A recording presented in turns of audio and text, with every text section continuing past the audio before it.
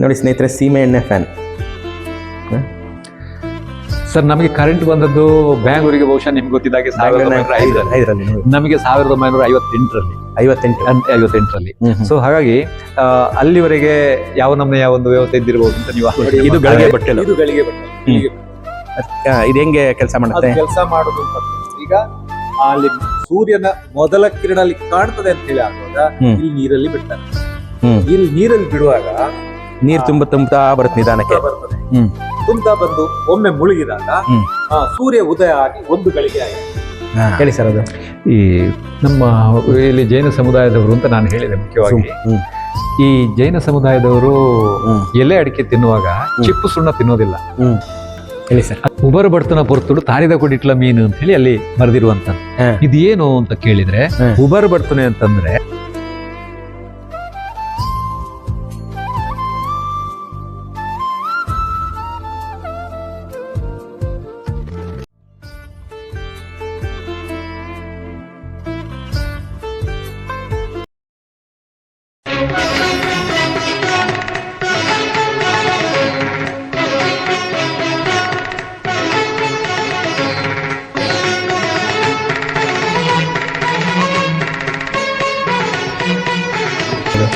ಈ ನಮ್ಮ ಇಲ್ಲಿ ಜೈನ ಸಮುದಾಯದವರು ಅಂತ ನಾನು ಹೇಳಿದೆ. ಮುಖ್ಯವಾಗಿ ಈ ಜೈನ ಸಮುದಾಯದವರು ಎಲೆ ಅಡಿಕೆ ತಿನ್ನುವಾಗ ಚಿಪ್ಪು ಸುಣ್ಣ ತಿನ್ನೋದಿಲ್ಲ. ಅದು ಏನು ಅದಕ್ಕೆ ಜೀವಿ ಅದೊಂದು ಜೀವಿ ಅಲ್ವೇ? ಸೊ ಆ ಕಾರಣಕ್ಕೆ ಕಲ್ ಸುಣ್ಣ ತಿನ್ನೋದು. ಈ ಕಲ್ ಸುಣ್ಣ ನೀರಿಗೆ ಹಾಕಿದ್ರೆ ಆ ನೀರ್ ಅದ್ ಬೇಕಾದಾಗ ಅದನ್ನ ತೆಗೆದು ಬಳಕೆ ಮಾಡ್ತಾರೆ. ಮತ್ತೆ ನೀರಲ್ಲಿ ಹಾಕಿದ್ರೆ ಅದು ಬೆಳೀತಾ ಇರ್ತದೆ ಅಂತ ಲೆಕ್ಕ. ಅದಕ್ಕೆ ನಮ್ಮ ವೈಜ್ಞಾನಿಕ ಹೆಸರು ಏನು ಅಂತ ನನಗೆ ಗೊತ್ತಿಲ್ಲ. ಇದೆಲ್ಲ ಫಿರಂಗಿ ಗುಂಡು, ಮತ್ತೆ ಇದೆಲ್ಲ ಎಲೆ ಅಡಿಕೆ ಗುಂಡು, ಸಾಮಾನ್ಯ ಪೀಕದಾನಿಗಳು. ಮತ್ತೆ ಅದು ತುಂಬಾ ಮ್ಯೂಸಿಕಲ್ ಇನ್ಸ್ಟ್ರೂಮೆಂಟ್. ಪೀಕದಾನಿಗಳು ತೋರಿಸಿ. ಈ ಪೀಕದಾನಿಗಳಿವೆಲ್ಲ ಇದು ನಶ್ಯಕ್ಕೆ, ಇದು ನಿಮ್ಮ ನಶ್ಯ ತಯಾರಿ ಮಾಡುವಂಥದ್ದು ಅಥವಾ ಹೊಗೆ ಸೊಪ್ಪು ಇಡುವಂಥದ್ದು. ನೋಡಿ, ದೊಡ್ಡ ದೊಡ್ಡ ಬೀಡಿನ ಮನೆಯಲ್ಲೆಲ್ಲ ಈ ಹೊಗೆ ಸೊಪ್ಪು ಎಲೆ ಅಡಿಕೆ ತಿಂತಾರಲ್ಲ, ಎಲೆ ಅಡಿಕೆ ತಿನ್ನ ಹೊಗೆ ಸೊಪ್ಪು ಇಟ್ಕೊಳ್ಳುವಂಥದ್ದು.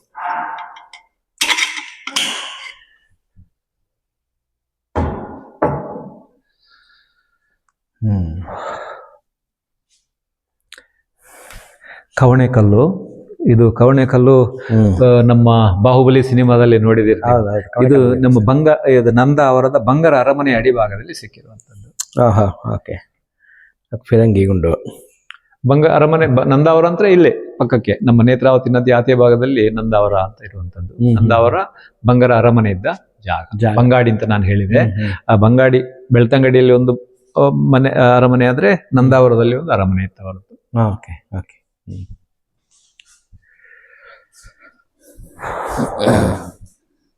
ಇಲ್ಲಿ ನೋಡಿ, ಬನ್ನಿ ಬಾಸ್, ಇಲ್ಲಿ ಸೀಮೆ ಎಣ್ಣೆ ಫ್ಯಾನ್ ತೋರ್ಸಪ್ಪ. ಇಲ್ಲಿ ನೋಡಿ ಸ್ನೇಹಿತರೆ, ಸೀಮೆ ಎಣ್ಣೆ ಫ್ಯಾನ್. ಸರ್, ನಮಗೆ ಕರೆಂಟ್ ಬಂದದ್ದು ಬ್ಯಾಂಗ್ಳೂರಿಗೆ ಬಹುಶಃ ನಿಮ್ಗೆ ಗೊತ್ತಿದ್ದಾಗೆ 1905ರಲ್ಲಿ, ನಮಗೆ 1958ರಲ್ಲಿ. 58ರಲ್ಲಿ. ಸೊ ಹಾಗಾಗಿ ಅಲ್ಲಿವರೆಗೆ ಯಾವ ನಮ್ಮನೆಯ ಒಂದು ವ್ಯವಸ್ಥೆ ಇದ್ದಿರಬಹುದು ಅಂತ ನೀವು ಆಲೋಚನೆ ಮಾಡಬಹುದು. ಅದೇ ಹೊತ್ತಿಗೆ ಇದರ ಒಂದು ಶೋಧೆ ಕೂಡ ಆಗಿದೆ. ಸೀಮೆ ಎಣ್ಣೆ ಸರ್, ಏನಿದು? ಅದು ಹಿಂದಿನ ಕಾಲದಲ್ಲಿ ಈ ಮುಹೂರ್ತ ಲೆಕ್ಕ ಹಾಕುವ ಅಥವಾ ಗಳಿಗೆ ಲೆಕ್ಕ ಹಾಕುವಂತ ಒಂದು ಗಳಿಗೆ ಬಟ್ಟಲು. ಈಗ ಈಗಿನ ಹಾಗೆ ಗಂಟೆಗಳಿರ್ಲಿಲ್ಲ ನೋಡಿ. 50-75 ವರ್ಷದ ಹಿಂದೆ ಹೋದ್ರೆ ನೀವು 50 ವರ್ಷ ಆಗೋ ಇತ್ತು. ಒಂದು 75-100 ವರ್ಷದ ಹಿಂದೆ ಗಂಟೆ ಅನ್ನುವಂತ ಪ್ರಶ್ನೆ ಇರ್ಲಿಲ್ಲ. ಈಗ ಉದಾಹರಣೆಗೆ ನೆರಳಿನ ಆಧಾರದಲ್ಲಿ ಲೆಕ್ಕ ಹಾಕೋದೆಲ್ಲ ಇತ್ತು ನೋಡಿ.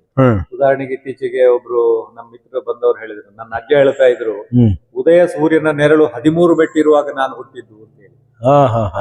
ಹಾಗೆ ಇದು ಏನು ಅಂತಂದ್ರೆ ಗಳಿಗೆ ಲೆಕ್ಕ ಹಾಕುವಂತ. ಈಗ ಪಂಡಿತರು ಹೇಳ್ತಾರೆ, ಏನು ಅಸ್ಟ್ರಾಲಜರ್ ಹೇಳ್ತಾರೆ, ನೀವು ಸೂರ್ಯ ಉದಯ ಆಗಿ 4 ಗಳಿಗೆಗೆ ಮುಹೂರ್ತ, 6 ಗಳಿಗೆಗೆ ಮುಹೂರ್ತ ಅಂತ. ಆ ಮುಹೂರ್ತ ಹೇಗೆ ಲೆಕ್ಕ ಹಾಕ್ತಾ ಇದ್ರು, ಅದಕ್ಕೆ ಈ ಗಳಿಗೆ ಬಟ್ಟಲನ್ನು ಬಳಕೆ ಮಾಡ್ತಾ ಇದ್ರು ನೋಡಿ. ಇದು ಗಳಿಗೆ ಬಟ್ಟಲು. ಇದು ಗಳಿಗೆ ಬಟ್ಟಲು. ಇದು ಹೆಂಗೆ ಕೆಲಸ ಮಾಡುತ್ತೆ? ಕೆಲಸ ಮಾಡೋದು ಅಂತಂದ್ರೆ, ಈಗ ಅಲ್ಲಿ ಸೂರ್ಯನ ಮೊದಲ ಕಿರಣ ಅಲ್ಲಿ ಕಾಣ್ತದೆ ಅಂತ ಹೇಳಿ ಆಗುವಾಗ ಇಲ್ಲಿ ನೀರಲ್ಲಿ ಬಿಡ್ತಾರೆ. ಇಲ್ಲಿ ನೀರಲ್ಲಿ ಬಿಡುವಾಗ ನೀರು ತುಂಬುತ್ತಾ ಬರುತ್ತೆ, ನಿಧಾನಕ್ಕೆ ಬರ್ತದೆ. ತುಂಬುತ್ತಾ ಬಂದು ಒಮ್ಮೆ ಮುಳುಗಿದಾಗ ಸೂರ್ಯ ಉದಯ ಆಗಿ ಒಂದು ಗಳಿಗೆ ಆಯ್ತು. ಹಾ. ಕ್ಷಣಕ್ಕೆ ತೆಗೆದು ಅದು ಇಮಿಡಿಯೇಟ್ ಅದು ಮುಳುಗಿದ ತಕ್ಷಣಕ್ಕೆ ಇನ್ನೊಮ್ಮೆ ತೆಗೆದು ಹಾಗೆ ನೀರಿನಲ್ಲಿ ಬಿಡ್ತಾರೆ. ಹ್ಮ್. ಸೂರ್ಯ ಉದಯ ಆಗಿ 2 ಗಳಿಗೆ ಆಯ್ತು. ಹ್ಮ್. ಎಷ್ಟು ಗಳಿಗೆ ಮುಹೂರ್ತ ಹೇಳಿದ್ದಾರೆ? 3 ಗಳಿಗೆ, 4 ಗಳಿಗೆ, 6 ಗಳಿಗೆ, ಹೀಗೆ ಈ ರೀತಿಯಲ್ಲಿ ಲೆಕ್ಕಾಚಾರ ನಡೀತಾ ಇತ್ತು. ಸೊ ಇದು ಗಳಿಗೆಯನ್ನ ಸೂಚಿಸುವಂತದ್ದು. ಗಳಿಗೆ ಲೆಕ್ಕ ಹಾಕುವಂತ. ಸೊ ಒಂದು ಸಲ ಹಿಂಗ್ ಕೂತ್ಕೊಂಡ್ರೆ ಅದು ನಿಧಾನಕ್ಕೆ ನೀರ್ ತುಂಬ ಕೆಳಗ್ ಮುಳುಗಿದ ತಕ್ಷಣ ಒಂದು ಗಳಿಗೆ. ಇದ್ರ ಹಿಂದೆ ಒಂದು ಕಥೆ ಇದೆ ಸರ್. ಅದು ಏನು ಬಹುಶಃ ನೀವು ಕೇಳಿರ್ಬೋದು. ನಮ್ಮ ಆಚೆ ಭಾರತದಲ್ಲಿ ಭಾಸ್ಕರಾಚಾರ್ಯರು ಅಂತ ಒಬ್ಬ ಅಸ್ಟ್ರಾಲಜಿ ಇದ್ರು, ಮೆಥಮೆಟಿಷಿಯನ್ ಅವರು. ಅವ್ರದ್ದು ಏನಾಯ್ತು ಸಮಸ್ಯೆ ಅಂತಂದ್ರೆ ಅವರ ಮಗಳಿಗೆ ಕಂಕಣವಾಗಿ ಇಲ್ಲ ಅಂತೇಳಿ ಆಯ್ತು. ಅವರಿಗೆ ಭಾರಿ ತಲೆ ಬಿಸಿ. ನನ್ನಂತಹ ಒಬ್ಬ ಲೆಕ್ಕಾಚಾರದವ ಅಸ್ಟ್ರಾಲಜಿ ನನ್ನ ಮಗಳಿಗೆ ಒಂದು ಗಳಿಗೆ ನೋಡ್ಲಿಕ್ಕೆ ಆಗದಿದ್ರೆ ಏನಪ್ಪ ಕತೆ ಅಂತ ಹೇಳಿ ಏನೋ ಕಷ್ಟಪಟ್ಟು ಶ್ರಮಪಟ್ಟು ಒಂದು ಗಳಿಗೆ ನೋಡಿದ್ರೆ ಈ ಗಳಿಗೆಯಲ್ಲಿ ವಿವಾಹ ಆದ್ರೆ ಗಂಡ ಉಳಿತಾನೆ. ಕೊನೆಗೂ ಅದೇ ಗಳಿಗೆಯಲ್ಲಿ ಮದುವೆ ಆಯ್ತು. ಆದ್ರೆ ಗಂಡ ತೀರ್ಕೊಂಡ. ಭಾಸ್ಕರಾಚಾರ್ಯರ ಲೆಕ್ಕ ತಪ್ಪಲಿಕ್ಕೆ ಸಾಧ್ಯವೇ ಇಲ್ಲದ ಹೇಗೆ ಆಯ್ತು ಅಂತ ಲೆಕ್ಕ ಹಾಕಿದ್ರೆ ಬಹುಶಃ ಮದುಮಗಳು ಲೀಲಾವತಿ ಮಕ್ಕಳಾಟಿಕೆಯಿಂದ ಬಂದು ಈಗ ಗಳಿಗೆ ಬಟ್ಲಿಗೆ ಇಣುಕುವಾಗ ಏನೋ ತಪ್ಪಿಯೋ ಅಥವಾ ಏನೋ ಜಾರಿ ಬಿದ್ದಂತ ಅವಳ ಮೂಗಿನ ನತ್ತಿನ ಮುತ್ತೇನಿದೆ ಅದು ಬಿದ್ದು ಈ ನಿಮ್ಮ ನೀರು ಬರುವ ಮೇಲೆ ಬರುವಂತಹ ತೂತಕ್ಕೆ ಸಿಕ್ಕಾಕೊಂಡು ನೀರೇ ಬರದೆ ಆಯ್ತು. ಹಾಗೆ ಗಳಿಗೆ ತಪ್ಪಿದ್ದು. ಇದೊಂದು ಕತೆ ಅಷ್ಟೇ. ಇದು ಬಹುಶಃ ನನಗೆ ಒಂದು ಪಠ್ಯದಲ್ಲಿ ಇದ್ದ ನೆನಪು. ನೋಡಿದ್ರಲ್ಲ ಸ್ನೇಹಿತರೆ, ಗಳಿಗೆ ನಾವ್ ಹೇಳ್ತಾ ಇದೀವಲ್ಲ, ಗಳಿಗೆ ಒಳ್ಳೆ ಗಳಿಗೆ ಬಂದ್ರೆ ಒಳ್ಳೇದಾಗುತ್ತೆ ಅಂತ. ಇದೇ ಗಳಿಗೆ ಬಟ್ಲು ಅಂದ್ರೆ ಇದೆ ನೋಡಿ, ನೀರ್ ತುಂಬ್ತಾ ಇದೆ ನೋಡಿ. ಇಲ್ಲಿ ನಾವು ಹಿಂಗೆ ಮಾತಾಡ್ತಾರೆ ನೀರ್ ತುಂಬೋಗುತ್ತೆ. ಇಲ್ಲಿ ಸಣ್ಣ ತೂತಿದೆ, ಇಲ್ಲ ಸಣ್ಣ ತೂತಿದೆ ಇಲ್ಲಿ ಕಾಣದೇ ಇರೋ ಅಷ್ಟು. ಇದನ್ನ ಹಿಂಗಿಟ್ರೆ ನೀರ್ ತುಂಬೋಕ್ ಶುರು ಆಗುತ್ತೆ ನೋಡಿ. ಇಲ್ಲಿ ಅದು ಪೂರ್ತಿ ತುಂಬಿದಾಗ ಒಂದ್ ಗಳಿಗೆ, ಸೂರ್ಯೋದಯವಾದ 4 ಗಳಿಗೆ ನಿಮ್ ಮದುವೆ, ಗೊತ್ತಾಯ್ತಾ? ಆಗದೆ ಇದ್ರೆ ಜ್ಞಾಪಕ ಇಟ್ಕೊಳ್ಳಿ. ಈಗ ಇನ್ನೊಂದು ಪುರಾತನ ಮಾಪಕನ ತೋರಿಸ್ತಾರೆ ಸರ್. ಇದು ಸ್ಯಾಂಡ್ ಕ್ಲಾಕ್. ನೀವು ನೋಡಿದೀರಾ ಸ್ಯಾಂಡ್ ಕ್ಲಾಕ್? ನೀವೇ ಇದ್ರಲ್ಲೂ ಗಳಿಗೆ ಲೆಕ್ಕ ಹಾಕ್ತಾ ಇದ್ರು ಸ್ಯಾಂಡ್ ಕ್ಲಾಕ್ ಅಲ್ಲಿ. ಹೇಳಿ ಸರ್. ಉಬರ ಬಡ್ತನ ಪೊರ್ತುಡು ತಾರಿದ ಕೊಡಿಟ್ಲ ಮೀನು ಅಂತ ಹೇಳಿ ಅಲ್ಲಿ ಬರೆದಿರುವಂತದ್ದು. ಇದೇನು ಅಂತ ಕೇಳಿದ್ರೆ, ಉಬರ ಬಡ್ತನೆ ಅಂತಂದ್ರೆ ಹೊಸ ನೀರು ಮೇಲಿಂದ ಬೀಳುವಾಗ, ಹೊಸ ಮಳೆ ನೀರು ಬೀಳುವಾಗ ಆ ಹಳೆ ನೀರಿನಲ್ಲಿದ್ದ ಮೀನುಗಳಿದೆಯಲ್ಲ ಸರ್, ಅದು ಮೇಲೆ ಹತ್ತುವ ಸ್ಪೀಡ್ ಎಷ್ಟು ಅಂತ ಹೇಳಿದ್ರೆ ಎಲ್ಲಿವರೆಗೆ ಹೋದಿತು ಅಂತಂದ್ರೆ ತಾಳೆ ಮರದ ತುದಿವರೆಗೂ ಹೋದಿತು ಅಂತ ಹೇಳಿ. ಇದು ನನಗೆ ಉತ್ಪ್ರೇಕ್ಷೆ ಅಂತ ಅನ್ನಿಸಿತ್ತು. ಆದ್ರೆ ನಿಜವಾಗಿಯೂ ಇದು ಉತ್ಪ್ರೇಕ್ಷೆ ಅಲ್ಲ. ಇಲ್ಲಿ ಬಹುಶಃ ಇದಕ್ಕೆ ಪೂರಕವಾಗಿ ನಾವು ಹೇಳೋದಿದ್ರೆ, ಒಬ್ಬ ಅಮೆರಿಕದ ಅಲ್ಲಿ ಇರುವ ನಮ್ಮ ಈ ಭಾರತದವನೇ ಒಂದು ಅಮೆರಿಕದಲ್ಲಿ ಇಂಜಿನಿಯರ್ ಆಗಿ ಕೆಲಸ ಮಾಡೋ ಹುಡುಗ ಒಬ್ಬ ಬಂದ. ಅವನಲ್ಲಿ ಮಾತಾಡ್ತಾ ನಾನು ಇದೆಂತದ್ದು ಅಂತ ಕೇಳಿದಾಗ ವಿವರಿಸಿದೆ. ಅವ ಹೇಳ್ತಾನೆ, ಇಲ್ಲ ಸರ್, ಖಂಡಿತ ಉತ್ಪ್ರೇಕ್ಷೆ ಅಲ್ಲ. ಯಾಕೆ ಅಂತಂದ್ರೆ ಅಮೆರಿಕದ ಅಲ್ಲಿ ಒಂದು ಅಲಸ್ಕಾ ಅಂತ ಒಂದು ನದಿ ಇದೆ. ಆ ನದಿಯಲ್ಲಿ ಸಾಲ್ಮಾನ್ ಅನ್ನುವಂತ ಒಂದು ಜಾತಿಯ ಮೀನಿದೆ. ಆ ಮೀನು ಉಲ್ಟಾ ಈಜುವಂತ, ಬ್ರೀಡಿಂಗ್ ಪೀರಿಯಡ್ ನಲ್ಲಿ ಉಲ್ಟಾ ಈಜುವಂತ ಸ್ಪೀಡ್ ಇದೆಯಲ್ಲ, ರಾಕೆಟಿನ ಹಾಗೆ ಹೋಗ್ತದೆ ಅದು. ಅಂದ್ರೆ ಇಲ್ಲಿ ಕೂಡ ಆ ಮಳೆ ನೀರು ಬೀಳೋ ಹೊತ್ತಿಗೆ ಮೇಲಿನಿಂದ ಏನಾದ್ರು ಮೇಲಿನ ಗದ್ದೆಯಿಂದ ನೀರು ಬೀಳ್ತಾ ಇದೆ ಅಂತಂದ್ರೆ ಅದೇ ಆ ಮೇಲಿಂದ ಬೀಳುವ ನೀರಿನಲ್ಲೇ ಹಿಡ್ಕೊಂಡು ಅದು ಮೇಲೆ ಹತ್ತುವಂತ ಸ್ಪೀಡ್ ಅಷ್ಟು ಇರ್ತದೆ ಅಂತ ಹೇಳಿ ಅದು. ಇನ್ನೊಂದು, ಆ ಕಾಲಕ್ಕೆ ಅಷ್ಟು ಮೀನಿನ ಸಂತತಿ, ಬೇರೆ ಬೇರೆ ಜಾತಿಯ ಮೀನುಗಳು, ಅದು ಬೇರೆ ಬೇರೆ ಕ್ರಿಮಿಕೀಟಗಳು, ಈ ಬಹುಶಃ ಈ ಕಾಲೇಜಿಗೆ ಪೂರಕವಾಗಿರತಕ್ಕಂಥ ಸಮೃದ್ಧವಾಗಿ ಎಲ್ಲ ನಮ್ಮಿಂದಾಗಿ ಆಧುನಿಕತೆಯ ಹೆಸರಿನಲ್ಲಿ ಅದು ನಾಶವಾಗಿ ಹೋಗಿರುವಂತದ್ದು ಕಾಣಬಹುದು. ಇದು ನಮ್ಮ ತುಳುನಾಡಿನಲ್ಲಿ ಬಳಕೆ. ಈಗ ಘಟ್ಟಕ್ಕೆ ಹೋದ್ರೆ ಅಲ್ಲಿಯ ನೇಗಿಲುಗಳೆಲ್ಲ ಬೇರೆ. ಇಲ್ಲಿ ಇದು ಮುಖ್ಯವಾಗಿ ನಾವು ಈ ನೇಗಿಲನ್ನ ಮಾಡೋದಕ್ಕೆ ಇದು ಇಲ್ಲಿ ನೇಜಿಗೆ ಬೇರೆ, ನೀರಿಗೆ ಉಳುವಾಗ ಬೇರೆ, ಪುಡಿ ಗದ್ದೆಗೆ ಅಂದ್ರೆ ಒಣ ಗದ್ದೆಯನ್ನು ಪುಡಿ ಮಾಡುವಾಗ ಅದ ಉಳುವಾಗ ಬೇರೆ ಬೇರೆ ಜಾತಿಯ ಗದ್ದೆಗಳಿಗೆ ಒಂದು ಏನು ನೇಗಿಲುಗಳನ್ನು ಬಳಕೆ ಮಾಡುವಂತದ್ದಿದೆ. ಮುಖ್ಯವಾಗಿ ಆಗ ನಾನು ಹೇಳಿದೆ ನೋಡಿ, ತೊಟ್ಟಿಲಿಗೆ ಸಂಬಂಧಪಟ್ಟ ಹಾಗೆ ಮಾತನಾಡುವಾಗ ನಿಮ್ಮ ಕಾಸರಕದ ವಿಚಾರ ಬಂತು. ಈ ಅತಿ ಸೂಕ್ತವಾದಂತಹ ಒಂದು ಮರ ನೇಗಿಲು ಮಾಡೋದಕ್ಕೆ ಅಂತಂದ್ರೆ ನಿಮ್ಮ ಇದು ಯಾವುದು ಕಾಸರಕ. ಹೌದು. ಮತ್ತೆ ಈ ನೇಗಿಲಿಗೆ ಸಂಬಂಧಪಟ್ಟ ಹಾಗೆ ಅದೆಷ್ಟೋ ನಂಬಿಕೆಗಳನ್ನು ಕೂಡ ನಾವು ಕಾಣ್ತೇವೆ. ಇಲ್ಲಿ ಕೂಡ ಅಷ್ಟೇ, ಇಲ್ಲಿ ಒಂದೊಂದು ಭಾಗಕ್ಕೆ ಒಂದೊಂದು ಹೆಸರಿದೆ. ಎಲ್ಲ ಈಗ ಇದು ಮುನೆ ಅಂತ ಹೇಳ್ತಾರೆ, ಪುಡುಕಾಯಿ ಅಂತ ಹೇಳ್ತಾರೆ, ಕಲ್ಯಟ ಅಂತ ಹೇಳುವಂಥದ್ದು, ಈ ಎಲ್ಲ ಹೆಸರುಗಳು ಇದಕ್ಕೆ ಬಳಕೆಯಾಗಿರೋ. ಅಲ್ಲಿ ನಿಮ್ಮ ಏತಕ್ಕೆ ಸಂಬಂಧಪಟ್ಟ ಹಾಗೆ ಮಾತನಾಡುವಾಗ ಈ ಒಂದು ಏತ ಅನ್ನುವಂಥ ಪದವೇ ಇವತ್ತು ಬಳಕೆಯಲ್ಲಿಲ್ಲ. ಅದುವೇ ಡಿಸಪೇರ್ ಹೋಗ್ಬಿಟ್ಟಿದೆ. ಅಂದ್ರೆ ಒಂದು ಭಾಷೆ ಹೇಗೆ ಸಾಯ್ತದೆ ಅನ್ನುವಂಥದ್ದಕ್ಕೆ ಇದು ಒಂದು ಒಳ್ಳೆಯ ನಿದರ್ಶನ ಆಗ್ತದೆ. ಒಂದು ಏತ ಅನ್ನುವ ಪದ ದಿನನಿತ್ಯ ಬಳಕೆ ಆಗ್ತಿರ್ತಕ್ಕಂಥ ಪದ ತುಳುನಾಡಿನಲ್ಲಿ ಕೇವಲ ಒಂದು 50 ವರ್ಷದ ಹಿಂದೆ. ಆದ್ರೆ ಇವತ್ತು ಏತ ಅನ್ನುವಂಥ ಪದವೇ ಬಿಡಿ, ಆ ಏತವನ್ನು ತಯಾರು ಮಾಡುವುದಕ್ಕೆ ಸುಮಾರು ಸುಮಾರು 25-30 ಬೇರೆ ಬೇರೆ ಹೆಸರಿರುವ ಪರಿಕರಗಳು ಬೇಕು. ಉದಾಹರಣೆಗೆ ಮರಾಯಿ, ಬರೋಣಿ, ನೊಗ, ಬಿರ್ಸೋಲು, ಗಿರ್ಗೋಲು, ನಾವು, ಕರಿ, ಕುಂಡಚಿ, ಬಲ್ ಇತ್ಯಾದಿ. ಯಾವ ಕಾರಣಕ್ಕೂ ಇವತ್ತು ನಾವು ಅದನ್ನು ಬಳಕೆ ಮಾಡುವಂತ ಅಗತ್ಯ ಇಲ್ಲ. ಅಷ್ಟು ಶಬ್ದಗಳು ಇಷ್ಟರಿಂದ ಹೋಯ್ತಲ್ಲ. ಅದೇ ರೀತಿ ಇದಕ್ಕೆ ಗುಂಡಲ ಇರಬಹುದು, ನೊಗ ಇರಬಹುದು, ಅಥವಾ ಕಲ್ಯಾಟ ಇರಬಹುದು, ಪಂತ್ ಇರಬಹುದು, ಏನು ಒಂದು ನೇಗಿಲಿಗೆ ಸಂಬಂಧಪಟ್ಟ ತುಳು ಶಬ್ದಗಳು ಎಲ್ಲ ಹೋಗಿಬಿಡ್ತು. ಇದು ನೋಡಿ, ಇದು ಏನು, ಇದು ವಿಶೇಷವಾಗಿ ನಮ್ಮ ಕರಾವಳಿಯಲ್ಲಿ ಅಷ್ಟೇ ಬಳಕೆ ಆಗುವಂತ ಕೃಷಿಗೆ ಸಂಬಂಧಪಟ್ಟಂತ ವಸ್ತು. ನಿಮ್ಮ ಪ್ರದೇಶಕ್ಕೆಲ್ಲ ಹೋದ್ರೆ ಏನು ಲೆವೆಲ್ ಲ್ಯಾಂಡ್, ಅಲ್ಲಿ ಏನು ಇದು ನೀರು ಮೇಲಿನಿಂದ ಬೀಳುವ ಪ್ರಶ್ನೆ ಏನಿಲ್ಲ. ಈಗ ಕೃಷಿಗೆ, ವಿಶೇಷವಾಗಿ ಭತ್ತದ ಕೃಷಿಗೆ, ಒಂದು ಭತ್ತದ ಪೈರು ಏನಿದೆ ಅಥವಾ ನೆಟ್ಟ ನೇಜ್ ಏನಿದೆ ಅದರಲ್ಲಿ 4 ಇಂಚು ನೀರು ನಿಲ್ಲೇಬೇಕು. ಇಲ್ಲದಿದ್ರೆ ಅದು ನಿಮ್ಮ ಭತ್ತದ ಬೆಳೆ ಆಗುದಿಲ್ಲ. ಇಲ್ಲಿ ನಮ್ಮ ತುಳುನಾಡಿನಲ್ಲಿ ಲೆವೆಲ್ ಲ್ಯಾಂಡ್ ಅಲ್ಲ, ಏರು ಪೇರು ಎತ್ತರ ತಗ್ಗ ಎಲ್ಲ ಇರ್ತದೆ. ಮೇಲಿನ ಗದ್ದೆಯಿಂದ ನೀರು ಬರುವಾಗ ಆ ನೀರಿನೊಟ್ಟಿಗೆ ಕೆಸರು ಮಣ್ಣು ಕೆಳಗಿನ ಗದ್ದೆಗೆ ಬೀಳ್ತದೆ. ಅದು ಒಂದು ಕಡೆಯಲ್ಲಿ ರಾಶಿ ಬೀಳ್ತದೆ. ಈ ರಾಶಿ ಬೀಳುವಾಗ ಏನಾಗ್ತದೆ, ಆಚೆ ಕಡೆ ನೀರಿದೆ, ಈ ಭಾಗದಲ್ಲಿ ಮಾತ್ರ ನೀರಿರೋದಿಲ್ಲ. ಆ ಸೂರ್ಯನ ಕಿರಣಕ್ಕೆ ಅದು ಒಣಗಿ ದಂಬೆ ಉಡುಪನೆ ಅಂತ ಹೇಳೋದು ನಾವು, ಒಣಗಿ ಬಾಯಿ ಬಿಡ್ತದೆ. ಬಾಯಿ ಬಿಡುವಾಗ ಆ ನೀರು ಅದರ ಎಡೆಗೆ ಹೋಗಿ ಎಷ್ಟೇ ನೀರು ಹಾಕಿದರೂ ಕೂಡ ಗದ್ದೆ ಒಣಗಿ ಬಿಡ್ತದೆ. ಹಾಗಾಗಿ ಒಂದೇ ಕಡೆಯಲ್ಲಿ ರಾಶಿ ಬಿದ್ದ ಈ ಮಣ್ಣನ್ನು ಜಾರಿಸುವುದಕ್ಕೆ, ತಗ್ಗು ಪ್ರದೇಶಕ್ಕೆ ಜಾರಿಸುವುದಕ್ಕೆ ಈ ಓಡಮರೆಯನ್ನು ನಾವು ಬಳಕೆ ಮಾಡುವಂಥದ್ದು ಒಂದು. ಎರಡನೇದು ನೋಡಿ, ಇಲ್ಲಿ ನಾನು ನೀರಮೊಂಟೆ ಅಂತ ಇಟ್ಟಿದ್ದೇನೆ. ಈ ನೀರಮೊಂಟೆ ಅಂತಂದ್ರೆ ಈ ಕೃಷಿಗೆ ಸಂಬಂಧಪಟ್ಟ ಹಾಗೆ ಮಾತಾಡುವಾಗ ಈ ನಮ್ಮ ಕೃಷಿ ಇನ್ನೇನು ತೆನೆ ಬಿಟ್ಟ ಸಂದರ್ಭದಲ್ಲಿ ಈ ಕಾಡು ಪ್ರಾಣಿಗಳ ಉಪದ್ರ ಪ್ರಾರಂಭ ಆಗ್ತದೆ. ವಿಶೇಷವಾಗಿ ಹಂದಿ ಅಂದ್ರೆ ಒಂದೆರಡಲ್ಲ, ಅದು ಹಿಂಡೆ ಬಂದು ಬೀಳುವಂಥದ್ದು. ಈ ರೀತಿ ರಾಶಿ ಹಂದಿಗಳು ನಿಮ್ಮ ಗದ್ದೆಗೆ ಇಳಿದು ಅಂತಂದ್ರೆ ಪೈರು ನಾಶ ಆಗ್ತದೆ, ಅದು ಹಾನಿ ಆಗ್ತದೆ. ಸೊ ಅಂತ ಸಂದರ್ಭದಲ್ಲಿ ಬಹುಶಃ ಆಗ ಜನಸಂಖ್ಯೆಯು ಅಷ್ಟು ಕಮ್ಮಿ, ದೂರಕ್ಕೆ ಮನೆ, ಪಕ್ಕಕ್ಕೆ ಕಾಡು, ಅದನ್ನು ನಿಯಂತ್ರಣ ಮಾಡುವಂಥದ್ದು ಅಷ್ಟು ಸುಲಭದ ಕೆಲಸ ಆಗಿರ್ಲಿಲ್ಲ. ಹಾಗಾಗಿ ಈಗ ನಿಮ್ಮ ಪ್ರಾಣಿಗಳನ್ನು ಹೆದರಿಸುವ ಸಲುವಾಗಿ ಈ ರೀತಿಯ ಒಂದು ಸಲಕರಣೆಯನ್ನು ಮಾಡಿ ಮೇಲಿಂದ ನೀರು ಇಳಿಯುವ ಜಾಗಕ್ಕೆ ಬಾಯಿ ಆಚೆ, ಇದು ಈಗ ಉಲ್ಟಾಗಿದೆ, ನೀರು ಇಲ್ಲಿ ಬೀಳುವ ಹಾಗೆ ಮಾಡ್ತಾರೆ. ಬೀಳುವ ಹಾಗೆ ಮಾಡಿ ಇದಕ್ಕೆ ಬೇರೆ ವ್ಯವಸ್ಥೆ ಇದೆ. ಇದನ್ನ ನಾನು ಜಸ್ಟ್ ತೋರಿಸುವುದಕ್ಕಾಗಿ ಮಾತ್ರ ಈ ರೀತಿ ಮಾಡಿರುವಂತದ್ದು.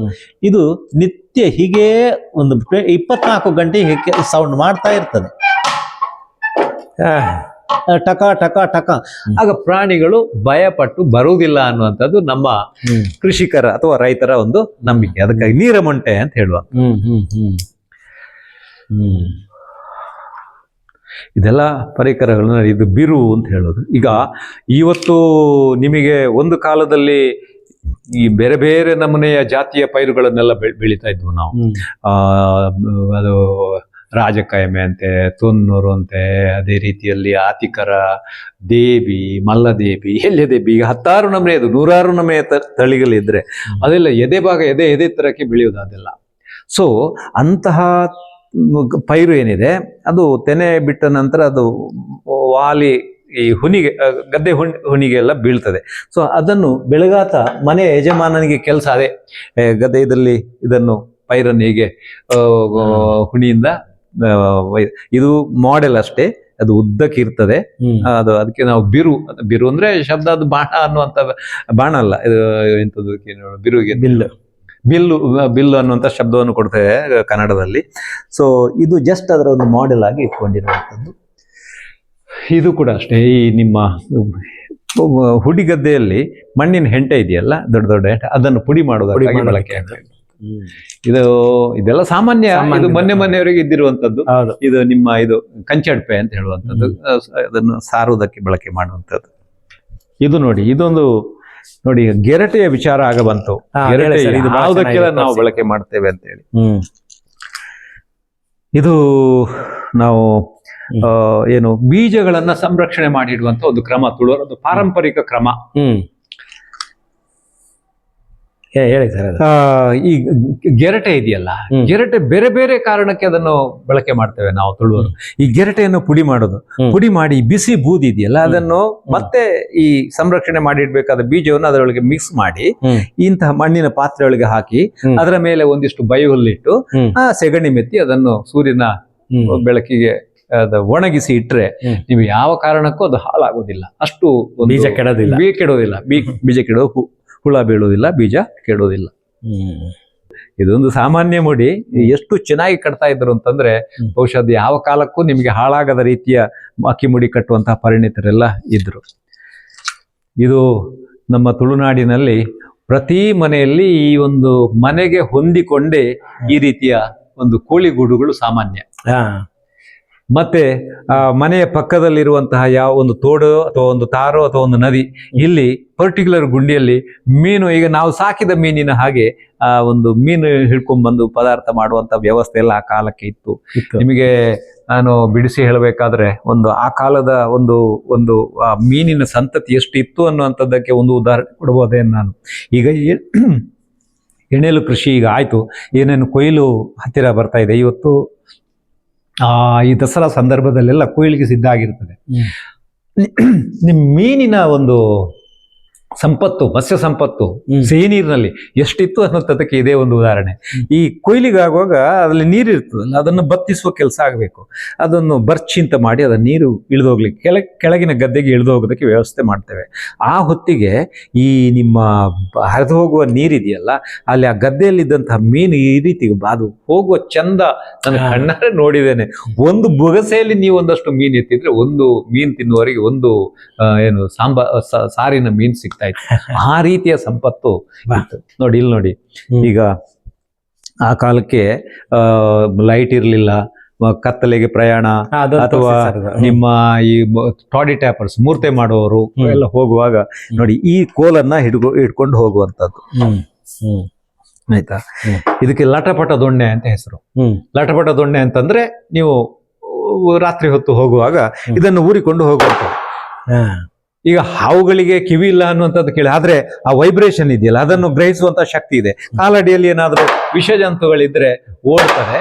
ಮತ್ತೆ ಅದೇ ರೀತಿಯಲ್ಲಿ ಪ್ರಾಣಿಗಳೇನಾದ್ರೂ ಬಂದ್ರೆ ಅಟ್ಯಾಕ್ ಮಾಡಿದಾಗ ಬಡಿಯುವುದಕ್ಕೆ ಒಂದು ಆಯುಧವು ಆಗ್ತದೆ ಅಂತ ಹೇಳಿ ಲಟಪಟ ದೊಣ್ಣೆ ಬಳಕೆ ಮಾಡುವಂತ ಲಟಪಟ ದೊಣ್ಣೆ.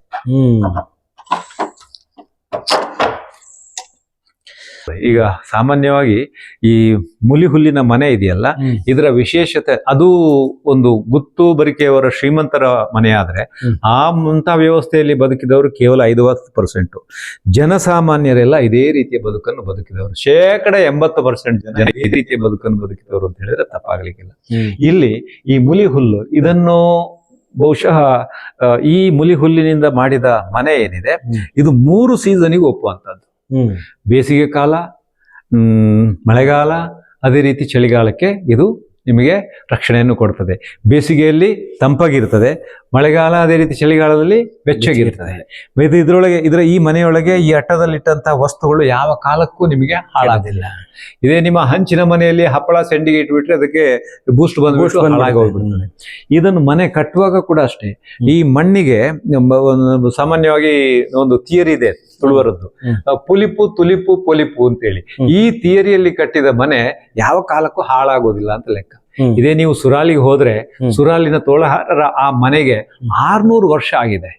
ಇವತ್ತಿಗೂ ಕೂಡ ಗೋಡೆಗಳೇನಿವೆ ಅದೇನು ಗಟ್ಟಿಯಾಗಿದೆ, ಏನು ತೊಂದರೆ ಆಗ್ಲಿಲ್ಲ. ಈ ಮನೆ ಕಟ್ಟುವಂತ ಸಂದರ್ಭದಲ್ಲಿ ಪುಲಿಪು ಅಂದ್ರೆ ಏನು, ಮಣ್ಣನ್ನ ಹುಲಿ ಬರ್ಲಿಕ್ಕೆ ಇಡೋದು. ಹುಲಿ ಇದು ಹೇಗೆ ಹೇಳುವುದನ್ನು, ಹುಳಿ ಬರ್ಸೋದು, ಕಲಸಿ ನಡುವಿಗೆ ಒಂದು ಗುಂಡಿ ಮಾಡಿ ಅದರೊಳಗೆ ನೀರು ಹಾಕಿಬಿಟ್ಟು ಸುಮಾರು ಒಂದು 6-7 ದಿನ ಇಡ್ತಾರೆ, 1 ವಾರ ಇಡ್ತಾರೆ. ಆ ನಂತರ ಚೆನ್ನಾಗಿ ಆ ಹುಳಿ ಬಂದ ಮಣ್ಣಿಗೆ ತುಳಿಯುವಂಥದ್ದು. ತುಳಿದು ಅದು ರೆಡಿ ಆದ್ಮೇಲೆ ಅದನ್ನು ಕಟ್ಟುವಂಥದ್ದು. ಈ ಕಟ್ಟುವಾಗ ದೊಡ್ಡ ದೊಡ್ಡ ಮನೆಗಳಿಗೆ ಈ ಮಣ್ಣನ್ನು ಬಳಕೆ ಮಾಡುವಾಗ ಅದಕ್ಕೆ ಈ ನೇಯಿ ಮುಲಿ ಅಂತ ಸಿಗ್ತದೆ, ಬಹಳ ಸಪೂರದ ಮುಲಿ ಹುಲ್ಲು.